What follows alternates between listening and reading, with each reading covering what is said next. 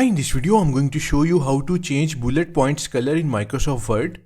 Changing bullet color in Word helps make your list more visually appealing and can highlight important points for better readability. So let's start the video. First, let's open up a document in Microsoft Word. Here we have a simple bulleted list. To change the color of these bullets, select the entire bulleted list. Now click on the Home tab in the Word ribbon. In the paragraph section, click on the drop-down arrow next to the bullets icon.